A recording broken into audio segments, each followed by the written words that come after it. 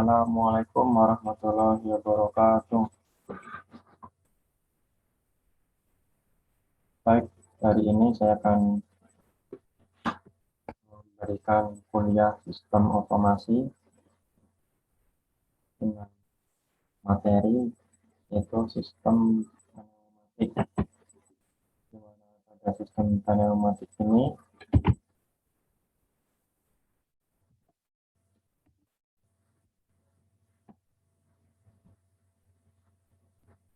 banyak digunakan di dunia industri, terutama dalam penerapan sistem otomatisasi. Dan pada sistem pneumatik ini, udara adalah komponen yang sangat penting atau memiliki peran yang sangat penting, dikarenakan udara ini digunakan sebagai sumber atau daya penggerak dari komponen-komponen pneumatik.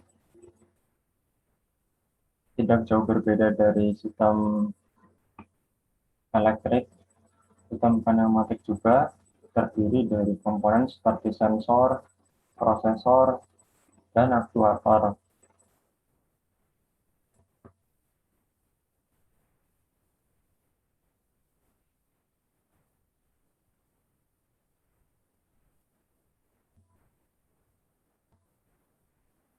Nah, silinder pneumatik itu merupakan jenis aktuator yang digunakan sebagai aktuator gerakan lurus. Jadi dia hanya bisa bergerak misalkan ke kanan dan ke kiri gitu saja. Yang membedakan adalah nanti silindernya itu dia akan satu arah dan dibalikan dengan tegas, ataupun dia gerakan dua arah dan dikendalikan oleh udara seluruhnya.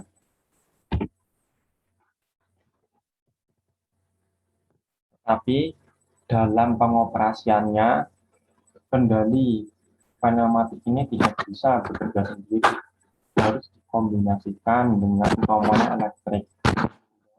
Kombinasi antara pneumatik dan elektrik ini disebut dengan elektropneumatik.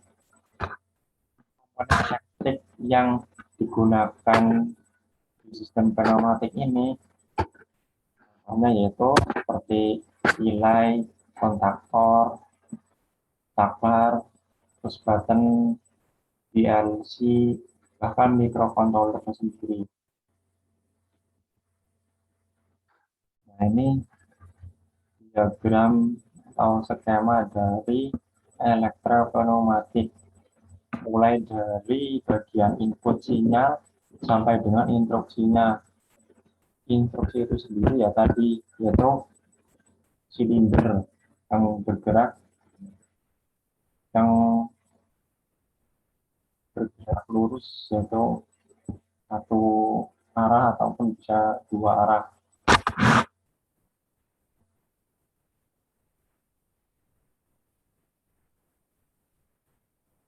Jadi untuk menggunakan sistem pneumatik ini, yaitu tahap pertamanya adalah merancang sistem, kemudian merancang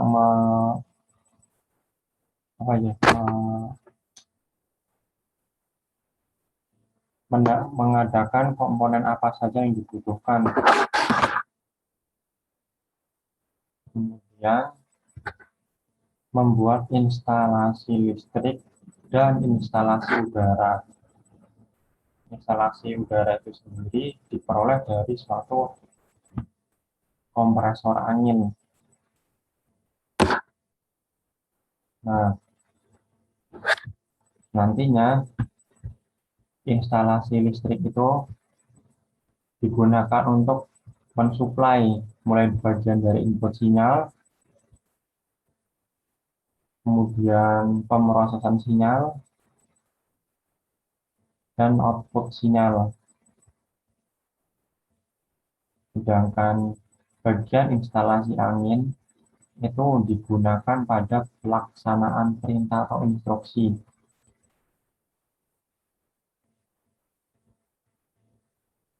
Ya, jadi sebenarnya jika kita mati, pneumatiknya sendiri itu hanya ada di bagian pelaksanaan instruksi saja. Komponen sebelumnya itu dilakukan secara elektrik seluruhnya. Jadi katup untuk katup angin untuk mengendalikan suplai angin terhadap silinder ini itu digunakan dikendalikan secara elektrik.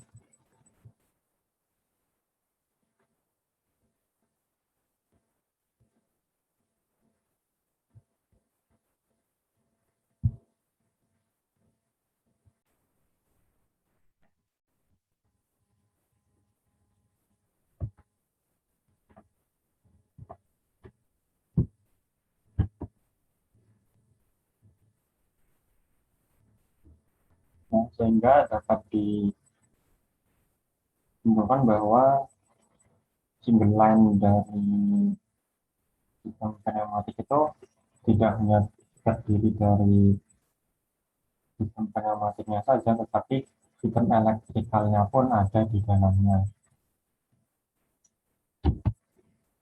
Nah, seperti ini gambaran dari satu sistem elektropneumatik.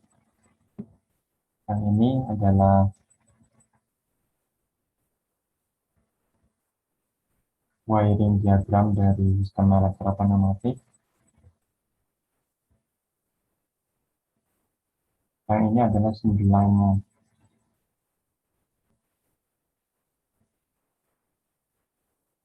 Atau penggambaran dari setiap komponennya. Di sini ada silinder kerja tunggal, ada saklarnya juga di sini. Kemudian ada katup pengatur. Adapun komponen dasar dari satu sistem elektropneumatik yaitu power supply yang berfungsi untuk menyuplai energi, yaitu arus listrik untuk sistem elektrikalnya, dan udara bertekanan, di mana arus listrik ini biasanya bersumber dari tegangan AC 220 ataupun DC 24 volt. Untuk DC 24 volt biasanya dia menggunakan power supply jenis SMPS, dan udara bertekanan itu diperoleh dari satu kompresor. Kemudian elemen-elemen masukan sensor atau reseptor itu terdiri dari limit switch. Limit switch itu biasanya contohnya loh, untuk di elektrikal kalian jumpai di pintu otomatis. Jadi misalkan ada orang nih mau masuk, pintunya itu membuka otomatis, tetapi membuka otomatis digerakkan oleh suatu motor kan. Tetapi ketika sudah mentok untuk menyentuh limit switch, maka motor yang untuk menggerakkan pintu otomatis itu akan berhenti kebablas gitu loh dari apa namanya, dari pembatas itu. Jadi dipakailah suatu limit switch. Kemudian biasanya menggunakan delay ataupun menggunakan sensor untuk mendeteksi bahwa orang itu sudah masuk, maka pintu itu menutup kembali. Kemudian ada elemen pemroses atau prosesor, yaitu ada switch logic atau solenoid, itu tadi mengatur silinder. Kemudian konverter pneumatik elektrik. Dan kemudian akhirnya itu ada silinder, motor, ataupun katup kontrol akhir.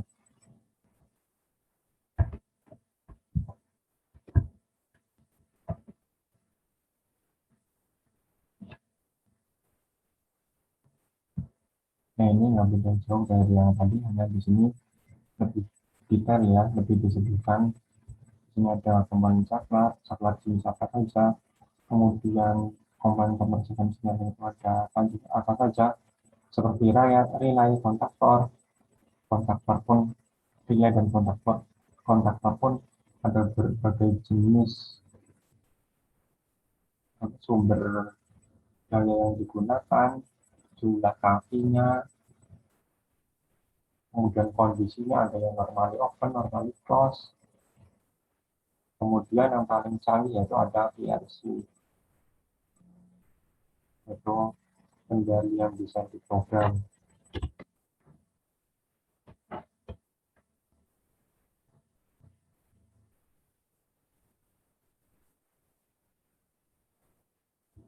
Maupun struktur dan modus operasi dari satu pengontrol elektropneumatik. Yang pertama yaitu bagian kendali elektrik, menunjukkan katup kontrol arah yang digerakkan secara elektris. Nah, di sini bagian ini yang mengirimkan sinyal elektrik terhadap katup kendalinya, sehingga nanti menyebabkan satu aksi pada piston ataupun torak untuk maju dan mundur.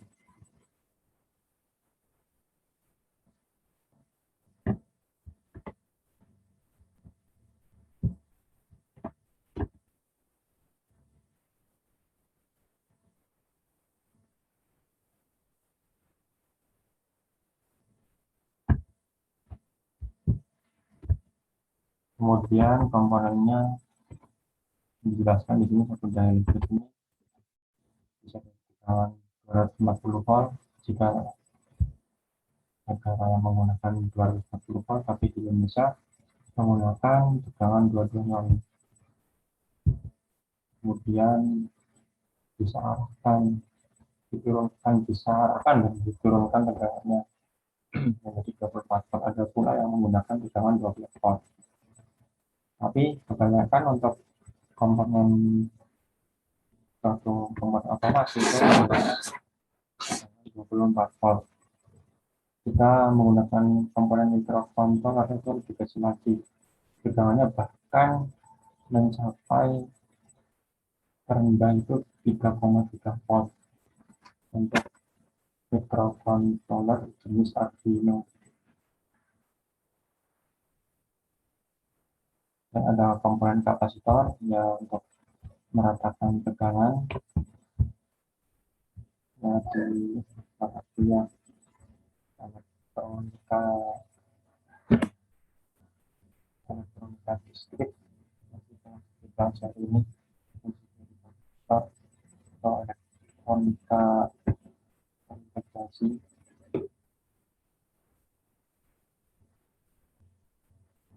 Kemudian ada regulator untuk menjaga tegangan output tetap konstan meskipun bukan dan arusnya berubah-ubah.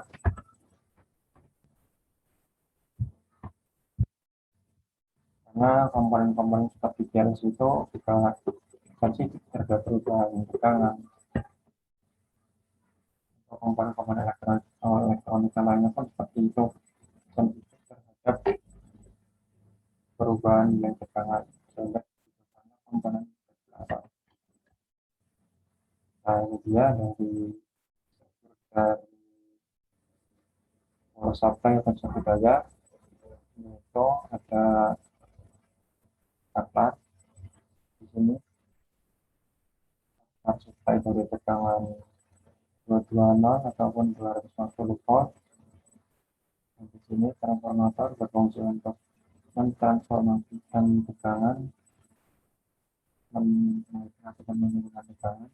Tetapi di sini difungsikan sebagai daya, maka fungsinya itu untuk menurunkan 220 ke 24 volt. Di sini tegangan yang perlu di garis bawah adalah meskipun tegangannya turun menjadi 24 volt, tetapi jenis arus atau tegangannya masih sama-sama alternating current ataupun sudah harus bolak-balik. Kemudian di dioda bridge ini bisa berupa dioda simbol dioda ataupun simbol rectifier ataupun dioda penyarah gelombang penuh seperti ini.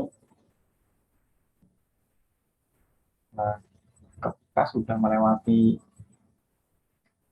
dioda bridge ini, maka tegangan sudah terbentuk direct current ataupun sumber arus berbalik. Tetapi karena bentuk gelombang itu masih belum merata, kemudian diratakan oleh suatu kapasitor. Nah, untuk menstabilkan misalkan tegangannya bisa ke konstan 24 volt, maka dibutuhkan suatu komponen penstabil yaitu dioda Zener dan transistor.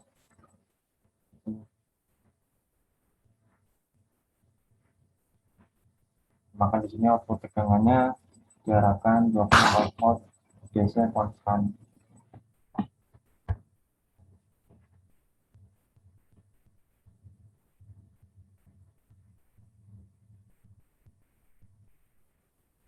Kemudian elemen kendali berikutnya yaitu tombol tekan atau saklar kontrol.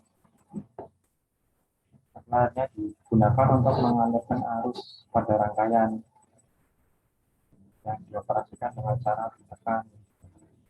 Dan kondisinya tidak akan berubah sampai saklar tersebut ditekan.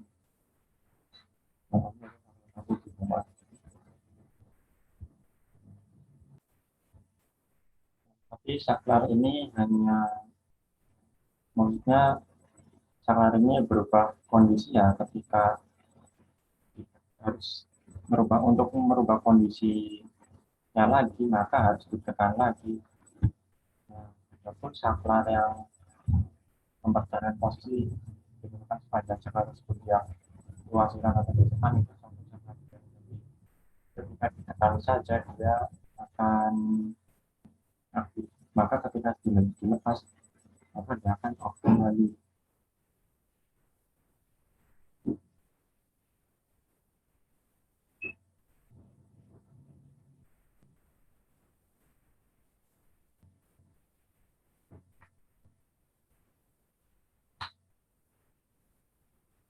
Nah, ini kondisi untuk cara normalnya apa namanya disebutnya kondisi itu apabila tidak digerakkan.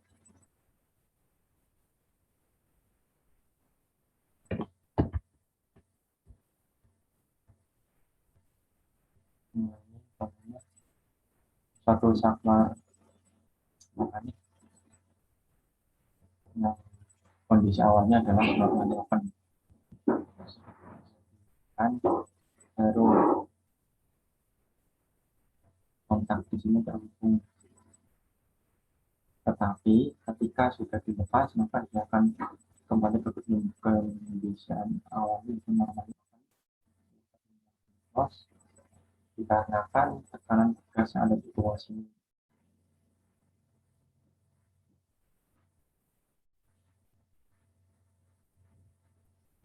Kemudian jenis saklar berikutnya adalah saklar normally close, berlawanan dari yang tadi.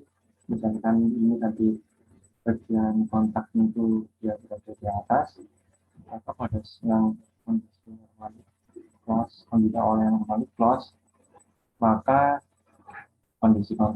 posisi kontaknya itu di bawah. Jadi dia kondisi awalnya itu menutup atau terhubung, tetapi ketika dia ditekan justru mati atau tidak terhubung kontak di sini.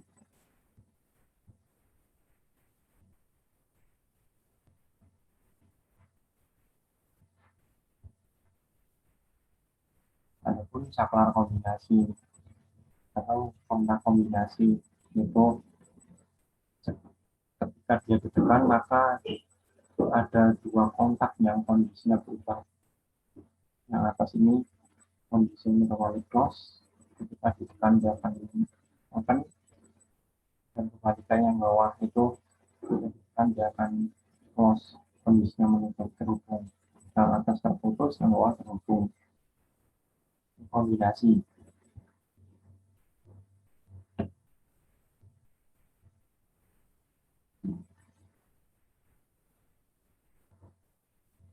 Nah, untuk elemen berikutnya itu sensor.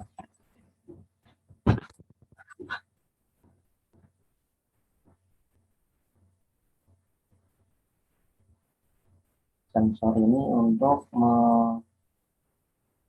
mendeteksi lalu mengirimkan informasi pastinya.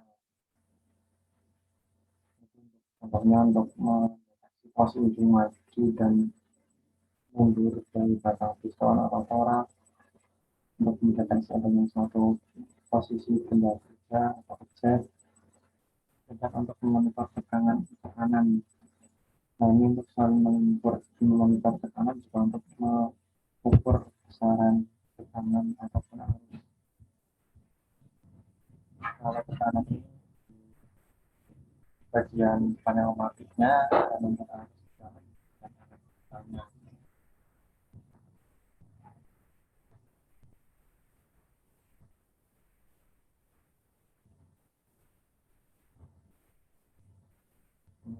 Tadi sudah saya jelaskan.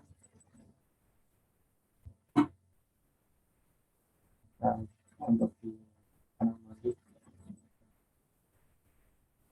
atau berbentuk mekanik itu seperti ini.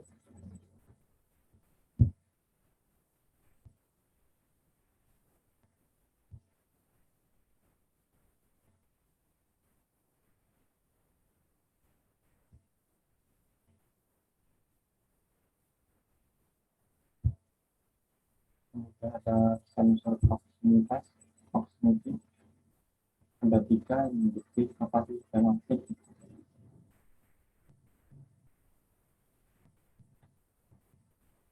Tetapi yang banyak digunakan adalah yang optik. Nah, ini tentunya induktif. Dia hanya bisa mendeteksi logam.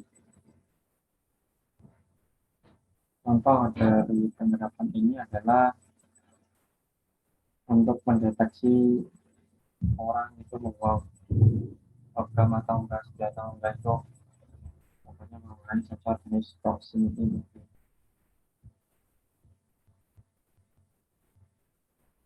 Kemudian ada jenis kapasitif, dia bisa mendeteksi objek selain logam, biasanya untuk membuka suatu pintu dengan kartu itu menggunakan sensor proximity ini.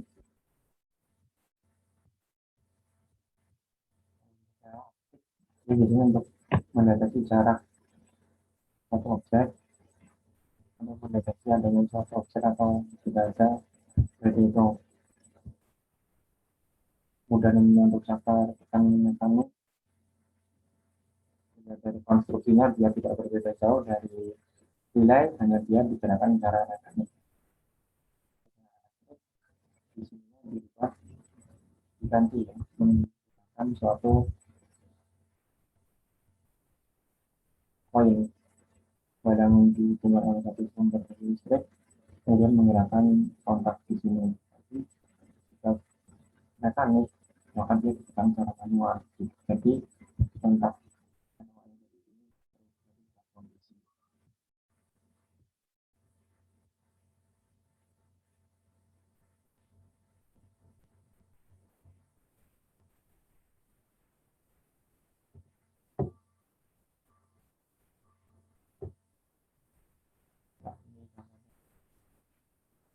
satu sensor, kemudian mengkonversi tekanan sebesar terbuka menyebabkan kenaikan tegangan 1 volt, 2 volt dan seterusnya. Jadi mengkonversi dari untuk tekanan ke sinyal listrik, karena sinyal listrik itu bisa mengaktifkan suatu aktuator atau katup di dalam komponen elektronik. Nah, ini suatu hubungan antara tekanan dengan voltase. Jadi semakin voltasenya tinggi, maka tekanannya pun semakin tinggi. Ini ada hubungannya juga dengan rumus hukum Ohm. Itu Ketika tekanannya tinggi ini di sini berarti dia masuk arus yang tinggi pula, maka tegangannya pun akan naik. Kemudian komponen berikutnya itu relay ataupun kontaktor. Nah, dia digerakkan secara elektromagnetik. Bila suatu kumparan solenoid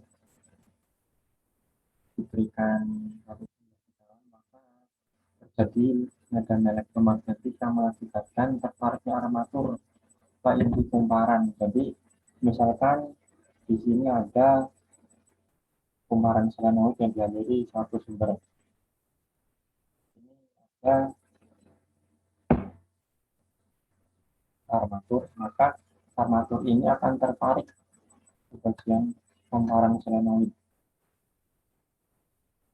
Nah, misalkan di sini ada kontak normally closed, di sini normally open, maka akan berubah kondisi akibat jumlah tegangan yang diberikan ke kumparan solenoid tersebut.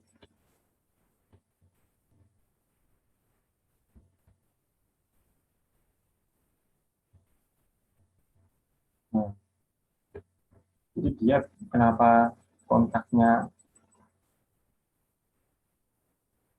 tetap, misalnya ini kontaknya normally closed, karena di sini terdapat suatu pegas. Nah, ketika dia ditarik oleh kumparan solenoid, dia kembali ke kondisi awal itu disebabkan karena adanya suatu pegas. Nah, jadi struktur dari relay itu seperti ini, struktur sederhananya relay. Dia ini gambar ini hanya terdapat 3 kaki utama. Nah, sebenarnya ada yang 4, 6, 8.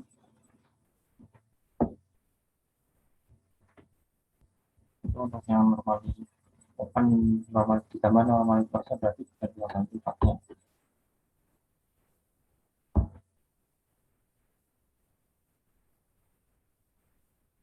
Nah, ini itu pengadaan sinyal, jadi misalkan hanya mengirimkan satu isyarat saja bisa merubah atau menggerakkan beberapa komponen dengan cara pengadaan sinyal. Kemudian yang tidak kalah pentingnya itu mengisolasi rangkaian kontrol dari rangkaian utama. Misalkan kalian menggunakan PLC, maka wajib untuk menggunakan suatu relay ataupun kontaktor, karena misalkan PLC difungsikan untuk mengendalikan motor induksi bidang rasa, di mana PLC hanya bisa bekerja atau beroperasi pada tegangan 24 volt DC, sedangkan motor induksi menggunakan tegangan 380 volt 3 fasa. Itu tidak mungkin jika tidak menggunakan rangkaian isolasi.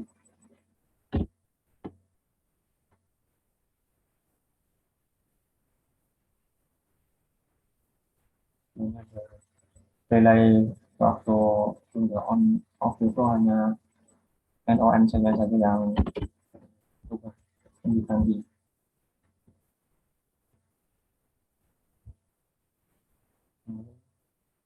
Contoh dari wiring diagram suatu relay ataupun kontaktor, mana ini adalah elemen solenoidnya dan di sini kontaknya. Maaf, di sini A1 dan A2 inilah yang berada di listrik. Kemudian coil solenoid ini dikendalikan oleh satu cabang, kemudian merubah kondisi dari kontak di sini. Kemudian itu juga cabang di sini. Kondisi awalnya normally open, jika diaktifkan selanjutnya dia akan normally close.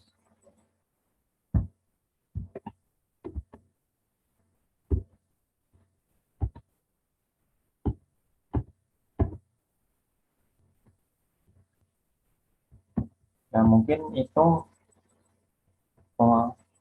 untuk kuliah hari ini. Maka untuk mata kuliah sistem otomasi, ya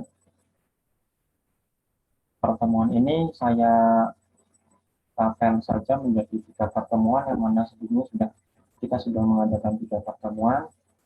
Dengan materi ini saya anggap materi sebagai pengganti 3 pertemuan setelah 3 pertemuan kemarin. Jadi kita sudah mengadakan perkuliahan 6 kali. Nah, setelah pertemuan 6 kali itu, maka telah memenuhi syarat untuk mengadakan ujian semester. Jadi nanti di pertemuan ke-7 akan saya adakan ujian atau evaluasi. Ujian atau evaluasinya itu berbentuk ujian online melalui sistem LMS. Soalnya pilihan ganda. Karena ini bobotnya adalah 1 SKS, maka soalnya ada 30 pilihan ganda. Silahkan materi awal sampai materi ini yang terakhir saya berikan dipelajari, dihafalkan. Ujiannya saya berikan waktu 30 menit karena soalnya hanya berbentuk teori saja, tidak ada hitung-hitungan, dan materinya sama seperti yang telah saya berikan. Silakan dipelajari, dihafalkan. Semoga bisa mendapatkan hasil yang terbaik dan yang seperti yang kalian harapkan. Nah, sampai sini saya mengucapkan terima kasih telah berpartisipasi dan mengikuti perkuliahan saya. Dan saya pun mohon maaf jika banyak kekurangan dalam menyampaikan perkuliahan sistem otomasi bagi kalian yang berstatus kelas transfer ataupun kelas karyawan. Kurang lebihnya saya mohon maaf.